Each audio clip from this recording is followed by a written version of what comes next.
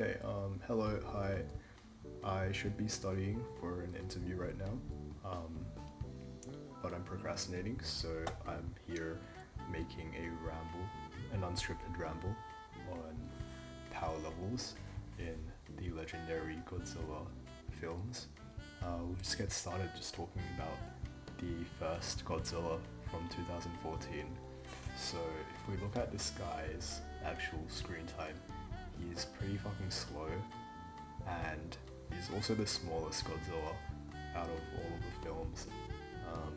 So yeah, he's pretty shit. I'm just gonna put him in D tier, and then we'll rank these two guys together.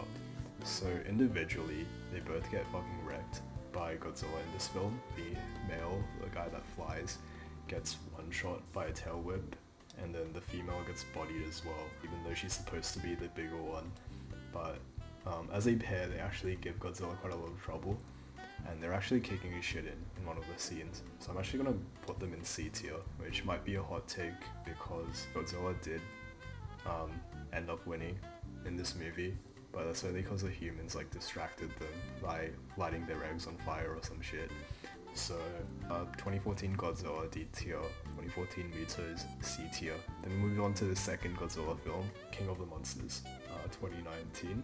Look at this new Godzilla. He's got a size upgrade, and I guess his attack power might have gone up just looking at his like feats in this movie. And he also seems to be a lot more durable. So he can probably hold his own against the two Mutos now and then probably beat them. So I'm gonna put them ahead of them, but he's still in C tier. So he's a tier above Godzilla from the movie before. But he's still like pretty slow compared to the Godzillas that we see in the next two films. So I'm gonna put him in C tier. Mothra, D tier. Rodan, D tier. We see Rodan like try to throw hands with Ghidorah in one scene. He just gets wrecked. Doesn't even put up a fight. Like he dies twice in this film. He gets like thrown into the ocean, and then later when he's fighting Mothra, it's like pretty close. But Mothra still like beats him, and he dies like a second time in the movie. But somehow he still survives. Yeah, Mothra is pretty weak. Well, it's an insect. It's the insect of titans. So she's still pretty weak, but she somehow beats Rodan anyways, despite the type advantage. Like Rodan has fire powers, fire flying is good against bug type, like Pokemon logic. Yeah, Mothra still pulls ahead and beats him. Now Ghidorah, I'm gonna put a tier above Godzilla in this movie. It's because Ghidorah is like kind of dominant in the fight scene, even with some of Mothra's help. Like Rodan doesn't really help Ghidorah. Rodan only like throws hands against Mothra and loses. So it's like Godzilla and a bit of Mothra versus Ghidorah, and like Ghidorah is still beating the shit out of Godzilla and like fucking lifts him up into the stratosphere and drops him. Basically, Godzilla's gonna die anyways, and then like Mothra sacrifices herself, and the humans still have to like do something to distract Ghidorah so that Godzilla can do his power up in time. Now when he does get a power up, it's like absolute hacks. It's like some bullshit. He does like a radial pulse and like instantly incinerates two of Ghidorah's heads and steps on him and just kills him.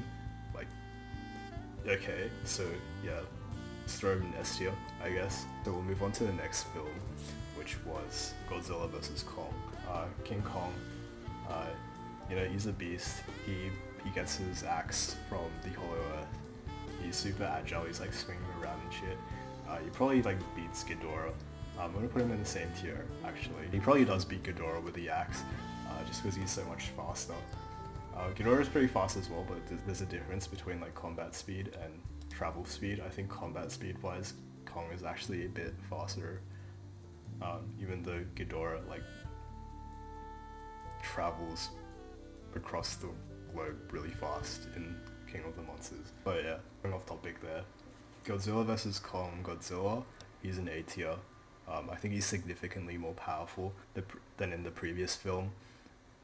He's way more agile. He does like his like alligator shit where he goes on all fours. Yeah, he's pretty sick in this film. There's that one scene where he charges up his breath and he just like blasts a hole down into the Hollow Earth, which is like insane. Comically powerful atomic breath. Then we'll look at this Mechagodzilla guy who like the final boss of the film. he pretty easily like just bodies both of these two in the fight scene, and the humans have to do something to like interfere. Yeah, you can make the argument that like these two were both tired, but you know they were still losing 2-on-1. So I'm gonna put him a tier above Godzilla in this film and just throw him in S tier.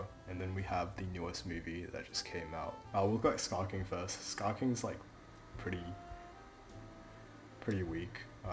I reckon he loses to Kong from the previous film even. Yeah, he's like smaller than him, shorter than him. He's only a real threat because of Shimu. Now, Kong with a power glove, pretty easily in A tier. Probably throws hands 50-50 with Godzilla from the previous film now that he has a power glove. His fight with Scar King, he fucking destroys Scar King, so yeah, Scar King's pretty shit. Now what does make Scar King good though is his pet. Shimo is like his hacks. Basically Kong was beating the shit out of Scar King, so Scar King calls his bigger brother Shimo.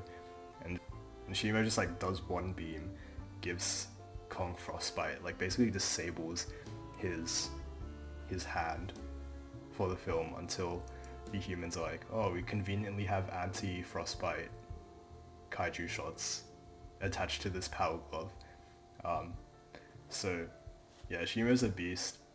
There's a theory that he's the guy who like froze Ghidorah initially. He did cause an ice age, so you know, like formally Shimo's probably like top of the verse, but in this film I guess he's a lot weaker just because he's been enslaved for so long, but he's still a beast, S tier. And also Godzilla in this film, he's also a beast. So he goes on a world tour at the start of the film, like before he fights anyone, he just goes on a world tour. It's like one-shots two other kaijus. Like the fight lasts like less than 30 seconds. And he just like, absorbs all the power. He's like going around absorbing power from everything.